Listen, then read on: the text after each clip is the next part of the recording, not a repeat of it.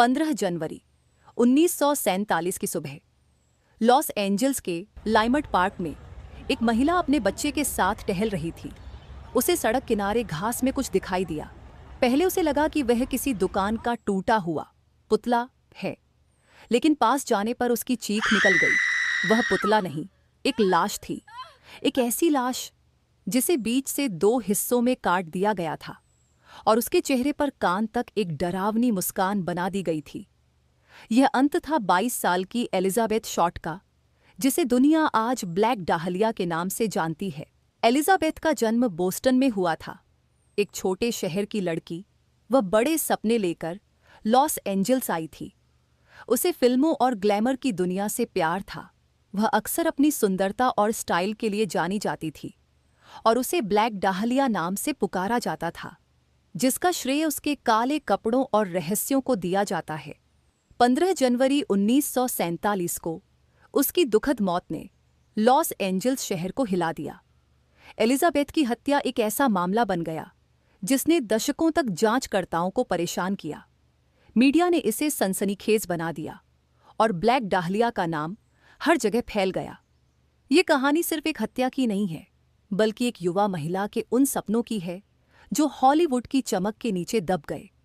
Police ने इस मामले को सुलझाने की बहुत कोशिश की, लेकिन हर बीतते साल के साथ ब्लैक डाहलिया केस और भी रहस्यमय होता गया, जिससे यह ट्रू क्राइम के इतिहास में सबसे कुख्यात अनसुलझे मामलों में से एक बन गया। सालों तक जासूसों को उलझाने के बाद अब 2025 में इस केस में एलेक्स नाम के एक एआई एक्सपर्ट ने अपनी एंट्री ली है। एलेक्स ने मॉडर्न आर्टिफिशियल इंटेलिजेंस और डीप लर्निंग का इस्तेमाल करके दशकों पुराने सबूतों को प्रोसेस किया। एलेक्स के एआई मॉडल ने ब्लैक डाहलिया केस की चिट्ठियों और जोडियाक के जटिल सिफर्स का मिलान किया। जोडियाक को भी पहेलियां बुझाने और पुलिस को चिट्ठियां लिखकर चुनौती देने का शौक था, ठीक वैसे ही जैसे ब्लैक डाहलिया के कातिल ने किया था। एआई ने पाया कि दोनों केसों में इस्तेमाल किए गए शब्दों के चयन, वाक्य बनाने के तरीके और सिंबल्स के पीछे का लॉजिक एक ही दिमाग की उपज हो सकता है।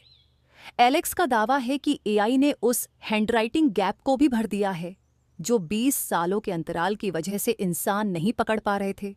क्या एआई ने वो सच ढूंढ निकाला है जो इंसान 75 साल में नहीं ढूंढ पाए? डॉक्टर जॉर्ज हॉडेल, एक ही चेहरा दो नकाब। डॉक्टर जॉर्ज हॉडेल, जो ब्लैक डाहलिया केस में मुख्य संदिग्ध थे, उनके बारे में एक थ्योरी यह है कि वही जोडियाक भी थे। समानता, जोडियाक का पुलिस द्वारा बनाया गया स्केच और जॉर्ज हॉडेल का चेहरा काफी हद तक मिलता जुलता है। क्या यह मुमकिन है? ब्लैक डाहलिया का कत्ल 1947 में लॉस एंजल्स में हुआ और जोडियाक 1960 के दशक में सैन फ्रांसिस्को में सक्रिय हुआ। क्या यह मुमकिन है कि एक ही इंसान 20 साल के अंतराल में कैलिफोर्निया के 2 अलग अलग हिस्सों में मौत का खेल खेल रहा था?